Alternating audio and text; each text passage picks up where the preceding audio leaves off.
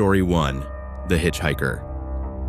So, I've been driving long-haul trucks for 17 years now, coast to coast mostly. I've seen a lot of weird stuff on the road, animals you wouldn't believe, weather that shouldn't be possible, drivers doing things that defy logic. But what happened on I-80 in Nebraska 5 years ago, that's the one that made me almost quit. It was late February. I was hauling a load of electronics from Sacramento to Chicago, running about 2 hours behind schedule because of snow in Wyoming. It was around 2 a.m. when I hit that long stretch of nothing between North Platte and Grand Island. You know the one. Just flat darkness for miles, barely any towns, maybe one gas station every 50 miles if you're lucky. The temperature had dropped. My dashboard was reading -8 degrees. The kind of cold that kills you if your truck breaks down and you're not prepared. I was listening to AM radio, some talk show about government conspiracies, trying to stay awake. I'd been driving for 9 hours straight. Should have stopped, I know, but I wanted to make up time. That's when I saw him. Standing on the side of the road, in the middle of absolutely nowhere. A guy. Just standing there, in a light jacket and jeans. No hat, no gloves, thumb out, hitchhiking. At 2 a.m., in -8 degree weather, miles from anything. My first instinct was to keep driving. You don't pick up hitchhikers. That's rule number 1, especially not at 2 a.m. in the middle of nowhere. But something made me look in my mirror, and I saw him just standing there, getting smaller as I drove away. And I thought, if I don't pick him up, he's going to die out here. He's going to freeze to death. I slowed down, pulled over, sat there for a minute, arguing with myself. Then I shifted into reverse and backed up. He was still standing there when I stopped next to him. Didn't move toward the truck, just stood there, looking up at the cab. I rolled down the passenger window. Cold air hit me like a punch. "You need a ride," I called out. He nodded, still didn't move. "Well, come on then, before we both freeze." He walked to the passenger door and climbed up. Slow, careful movements. When he settled into the seat and closed the door, I got my first good look at him. He was maybe 30, 35, pale. Really pale, like he hadn't seen sun in years. Dark hair, kinda messy. His clothes were wrong for the weather, just that light jacket. A t-shirt underneath. Regular jeans, sneakers, no winter gear at all. But here's what got me. He wasn't shivering. It was -8 degrees out there, and this guy had been standing outside for God knows how long, and he wasn't shivering at all. "Where are you headed?" I asked, pulling back onto the highway. "East," he said. His voice was quiet, flat.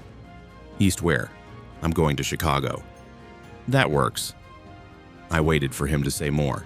He didn't, just sat there, looking straight ahead. "You got a name?" "David." "I'm Mike Corrigan." I glanced at him. "You know you could have died out there, right? How long were you standing on the side of the road?" "A while." "What happened? Car breakdown?" "Something like that."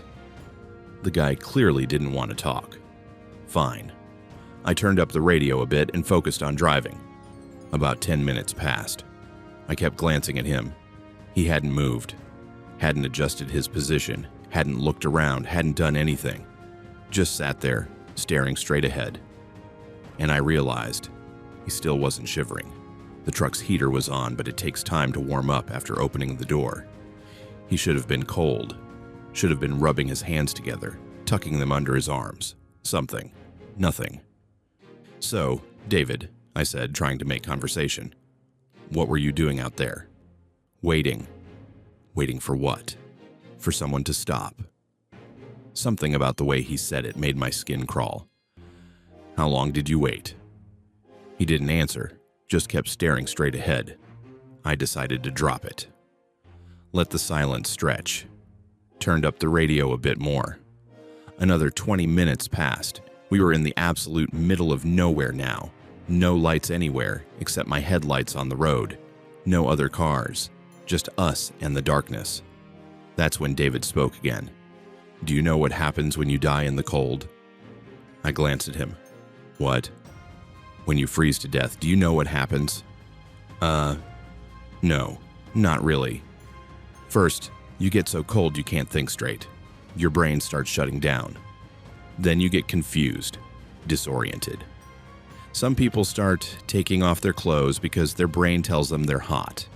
It's called paradoxical undressing. Okay. Then you get tired. So tired. And you just want to lie down. Just for a minute. Just to rest. He turned to look at me for the first time. His eyes were wrong. Too dark. Like there was no color in them at all. And then you stop feeling anything. You just stop. That's pretty dark, man. I'm just telling you what happens. Yeah, well, good thing you got a ride then, right? He didn't answer. Just turned back to stare out the windshield. I was starting to regret picking this guy up. Something was seriously off. I decided I'd drop him at the next truck stop, tell him I needed to stop for fuel or food or something, and leave him there. But the next truck stop was still 40 miles away. Mike, David said after a few minutes of silence. Yeah? Why did you stop for me? I don't know. Thought you might need help. But you don't usually stop for hitchhikers. No, I don't. So why did you stop for me? I didn't have a good answer for that. Just seemed like the right thing to do, I guess. The right thing to do. He repeated it like he was tasting the words. That's interesting. What's interesting about it? Most people don't stop. I stand out there and I watch them drive by. Hundreds of them. Thousands. They see me and they keep driving. Well, like I said, you're not supposed to pick up hitchhikers. It's not safe. Not safe for who? I glanced at him. What? Is it not safe for you or not safe for me? Both, I guess. He smiled. It wasn't a nice smile. You should have kept driving, Mike. My hands tightened on the steering wheel. Excuse me. You should have kept driving, like everyone else. Look, if you're trying to scare me, I'm not trying anything. I'm just telling you the truth. You should have kept driving. I'd had enough. I started looking for a place to pull over, planning to kick this creep out right here. That's when I noticed something in my passenger side mirror. There was a car behind us. Headlights, maybe half a mile back, coming up fast. But here's the thing. There hadn't been any cars on this road for the last 30 minutes. We were completely alone. And now suddenly there was a car. Coming up fast. Really fast. Do you see that? I asked David, nodding toward the mirror. He didn't look. Yes. Where did they come from? They're looking for me. What? The police. They're looking for me. They've been looking for me for a long time. My blood went cold. What did you do? He turned to look at me again with those wrong, dark eyes. I died, Mike, 3 years ago. I froze to death on the side of this highway, right where you picked me up. I laughed. He came out nervous, shaky. Okay, very funny. You almost had me. I'm not joking. I died out there, and now I'm stuck. I stand on the side of the road and I wait. Sometimes people stop. Not often, but sometimes.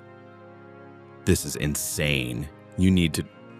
And when they stop, I get in their truck or their car, and I ride with them, and I wait to see what happens. The car behind us was getting closer. I could see it was a police cruiser now, lights flashing. What do you mean, what happens? Sometimes nothing. They drop me off, and I go back to the road, but sometimes... He smiled again. Sometimes they crash. The weather, the ice, tiredness doesn't matter. They crash. And they die. And I watch. You're fucking crazy. Am I? Look at your speedometer, Mike. I looked down. I was going 95 miles an hour. I hadn't realized I'd been speeding up. My foot was pressing the accelerator down, harder and harder, and I hadn't even noticed. I tried to ease off the gas. My leg wouldn't respond. It was like it wasn't connected to my brain anymore. What's happening? I was starting to panic now. What did you do? I didn't do anything. This is what happens. This is what always happens. The police cruiser was right behind us now, lights and sirens going. I could see the cop gesturing for me to pull over. I tried to hit the brakes. Nothing. My leg wouldn't move. "You should have kept driving," David said softly. "When you saw me, you should have kept driving." Ahead of us, the road curved. A gentle curve, nothing dramatic. But at 95 miles an hour, with a fully loaded truck. "Please," I begged. "Please, I have a wife, kids. Please." I know. I can always tell which ones have families. They're the ones who stop, the ones who think about what the right thing to do is. The curve was coming up fast. Too fast. I yanked the wheel with everything I had. The truck started to turn, but the trailer kept going straight. I felt it start to jackknife, felt the whole rig starting to tip, and David just sat there, watching me with those dark, empty eyes. "See you on the road, Mike." The truck went over. I don't remember the impact. Just the sensation of rolling, metal screaming, glass shattering, the world spinning and spinning and spinning. When I woke up, I was in a hospital. My wife was there, crying. The cops were there. They told me I'd been in a serious accident on II-80. They found me in my truck, half dead from hypothermia and injuries. They asked what happened, why I'd been going so fast, why I hadn't responded to the police cruiser that had been following me for 12 miles, trying to pull me over for erratic driving. I told them about David, about picking up the hitchhiker. They looked at each other. One cop pulled out a notebook. "Sir, when we pulled you from the truck, you were alone. There was no passenger, no evidence of anyone else in the cab. But he was there. I picked him up. We talked. There were no other footprints in the snow around your truck, just yours. And the driver's side door was open, but the passenger door was still locked from the inside. They thought I'd fallen asleep at the wheel. Dreamed the whole thing. The doctors said it was possible. Sleep deprivation, hypothermia, trauma, all of it could cause hallucinations. But I know what I saw. I know who I picked up. I was in the hospital for 2 weeks. Broken ribs, collapsed lung, shattered collarbone. Lucky to be alive, they said. When I got out, I did some research, found old news articles, and there it was. 3 years before my accident, a man named David Reichert had been found frozen to death on the side of I-80 in Nebraska. His car had broken down. He'd tried to walk to get help, didn't make it. They found him about 50 yards from where I'd picked up my hitchhiker. The article had a photo. It was him. Same face, same dark eyes. I don't drive that route anymore. I'll take any other highway, add hours to my trips, I don't care. I won't drive I-80 through Nebraska, because I know he's still out there, still standing on the side of the road in the middle of the night, still waiting for someone to stop, still waiting for someone to do the right thing. And I wonder how many others have stopped for him. How many other drivers are out there thinking they're doing a good deed, not realizing what they've just invited into their cab. If you're ever driving through Nebraska late at night and you see someone standing on the side of the road in the cold, keep driving, just keep driving. Story 2, the rest stop. I've been a trucker for 12 years, and I've learned that rest stops have their own ecosystem, their own rules. You learn them quick if you want to survive this job. Rule 1, always park under a light if you can. Rule 2, lock your doors. Rule 3, if something feels wrong, trust your gut and leave. I broke Rule 3, and I'll regret it for the rest of my life. This happened 2 years ago, summer of 2022. I was hauling furniture from North Carolina to Seattle. Long haul, 5 days of driving. I was on day 3 somewhere in South Dakota, and I was exhausted. It was around 11 p.m. when I pulled into this rest stop off I-90. It was one of those old ones, hasn't been updated since the 80s probably. 2 buildings, one for men, one for women. Vending machines, picnic tables, about 20 parking spots for trucks. There were 3 other trucks there when I pulled in. I parked near them, under one of the lights, and sat there for a minute trying to decide if I should sleep here or push on to the next truck stop. I was tired, really tired, That dangerous kind of tired where your eyes start closing on the highway. I decided to take a nap, just 2 hours, set my alarm, and lock the doors. But first, I needed to use the bathroom. I grabbed my flashlight, the one I keep in my door pocket, and headed to the men's room. The building was concrete block, painted that institutional beige color, fluorescent lights that buzzed, 2 stalls, 3 urinals, 2 sinks. Everything looked dirty and old, but that's normal for rest stops. I was alone in there, used the bathroom, washed my hands, and was about to leave when I heard it. Tapping, coming from one of the stalls. Tap, tap, tap. Slow, deliberate, like someone knocking on the metal divider. "Hello?" I called out. The tapping stopped. I waited. Nothing, just the buzz of the fluorescent lights. "You okay in there?" No response. I should have left. Should have just walked out. But something made me check. Maybe I thought someone was in trouble, having a medical emergency or something. I walked over to the stalls.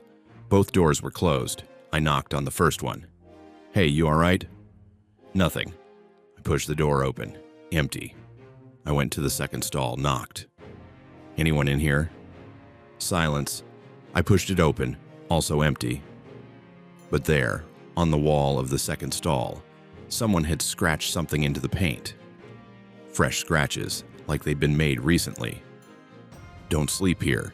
Below it, in smaller scratches, "He watches." I backed out of the stall, heart pounding. This was stupid. Just some kids messing around, scratching creepy messages to freak people out. But that tapping. I left the bathroom quickly and walked back to my truck. The parking lot felt different now. Too quiet. The other 3 trucks were dark, drivers presumably asleep. I climbed into my cab, locked the doors, and sat there for a minute, trying to calm down. Just a stupid message. Nothing to worry about. I set my alarm for 2 hours, reclined my seat, and closed my eyes. I don't know how long I'd been asleep when I woke up. The alarm hadn't gone off yet. Something else woke me. A sound, a scraping sound, like metal on metal. I opened my eyes. It was dark in the cab. I'd turned off my interior lights before sleeping. The scraping sound continued. It was coming from outside, from the passenger side of my truck. I sat up slowly, trying to see out the window. The parking lot lights were still on, but they seemed dimmer now. Or maybe my eyes hadn't adjusted. I couldn't see anything on the passenger side, just darkness. The scraping stopped. I waited, holding my breath. Then I heard footsteps. Slow footsteps, walking around my truck. From the passenger side, around the back, toward the driver's side. Someone was circling my truck. I reached for my phone. No signal. Of course. Middle of nowhere. South Dakota, why would there be signal? The footsteps stopped. Right outside my driver's side door. I could hear breathing, heavy breathing. Right there, inches away, separated only by the door. Then a voice, low and raspy. "I know you're awake." Every hair on my body stood up. "I can hear your heart beating, fast, so fast." I didn't move, didn't breathe. "Why did you park here? This is my rest stop." The door handle jiggled, tried to open. Thank God I'd locked it. "Let me in. I just want to talk." The handle jiggled again, more violently this time, and I reached for my keys, still in the ignition. My hand was shaking so badly I could barely grip them. "You're being rude. I just want to talk. Let me in." The whole truck started rocking. Someone was pushing against it, trying to tip it, or just trying to scare me. It was working. I turned the key. The engine roared to life. My headlights blazed on. In the mirror, I saw him. A man. Tall, thin, wearing what looked like old mechanic's coveralls. His face, I couldn't see his face clearly. It was in shadow or, I don't know. It was like my eyes wouldn't focus on it. He was standing right next to my door, both hands on the truck, and when my lights came on, he turned to look at me. I saw his eyes. They reflected the light, like an animal's eyes, yellow-green. I threw the truck into gear and hit the gas. The engine screamed. The truck lurched forward. In my mirror, I saw him standing there, watching me drive away, not moving, just standing there. I didn't stop. I drove for 3 hours straight, didn't stop until I reached a well-lit truck stop with security cameras and other drivers around. When I finally stopped and got out to check my truck, I found something that made my blood run cold. On the passenger side, scratched into the paint, were words, "See you again, soon." And below that, a date. A date that was exactly 1 year from that night. I reported it to the police, showed them the scratches. They took a report, but said there wasn't much they could do. No cameras at that rest stop, no evidence of who did it. I tried to forget about it, tried to tell myself it was just some psycho messing with truckers. Happens sometimes. But I couldn't forget the eyes. Those yellow-green eyes that reflected light. And I couldn't forget the date scratched into my truck. August 17th, 2023. 1 year later, I thought about not driving that day. Thought about taking the day off, staying home. But that felt crazy. Like letting some random encounter control my life. So I took a job. Short haul, Denver to Cheyenne. Easy run. I'd be done by noon. I left Denver around 4 a.m. The drive was uneventful. Delivered my load in Cheyenne around 9 a.m. Started heading back. Everything was fine. Normal. I was starting to relax, starting to think the whole thing had been a one-time thing, a coincidence. Then, around 11 a.m., my truck started making a weird noise, a grinding sound from the engine. I pulled over. Middle of nowhere, Wyoming. Called for a tow, but they said it would be 2 hours before they could get to me. I sat in my truck waiting, and that's when I realized I'd broken down on August 17th, exactly 1 year later. Exactly like the message had said. The grinding noise got worse. Then the engine died completely. Just died. All my electrics went out. No lights, no radio, no phone charging port. And I was alone on the side of the highway. Cars passing every few minutes, but no one stopping. It was getting hot. Really hot. The sun beating down on the cab. I opened my door to get some air. That's when I smelled it. Diesel fuel. Strong. Like there was a leak. I got out to check. Walked around to the passenger side. There. Scratched into the paint, in fresh scratches that definitely weren't there this morning. Told you I'd see you again. I heard footsteps behind me. Slow, deliberate footsteps on the gravel shoulder. I turned around. He was there. Same coveralls. Same wrong face that my eyes couldn't focus on. Same yellow-green eyes. Standing about 20 feet away, just standing there, watching me. "You should have stayed away," he said in that same raspy voice. "Should have never come back to South Dakota." "I haven't been back," I said, my voice shaking. "I've avoided that state completely." He smiled. I think he smiled. It was hard to tell with his face looking like that. "Doesn't matter. You parked at my rest stop. That makes you mine. 1 year I wait. Always 1 year. And then I collect." "Collect what?" "What do you think?" He started walking toward me. I backed up against my truck. Nowhere to go. The highway was right there, cars passing. But it felt like they were a million miles away. He got closer. 10 feet. 5 feet. I could see him better now.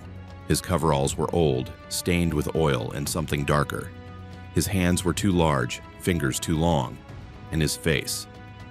God, his face kept shifting, like I was looking at it through heat waves. "Please," I whispered, "please, I have a family." "Everyone has a family." He reached out toward me with those two long fingers. A truck horn blared, long and loud. A semi-truck swerved onto the shoulder, braking hard, stopping right between me and him. The driver jumped out, a woman, maybe 50, with short gray hair. "You okay?" she called to me. "Need help?" I looked past her. He was gone. Just gone. Like he'd never been there. Yeah, my truck died. I called for a tow." "Want me to wait with you? It's not safe out here alone."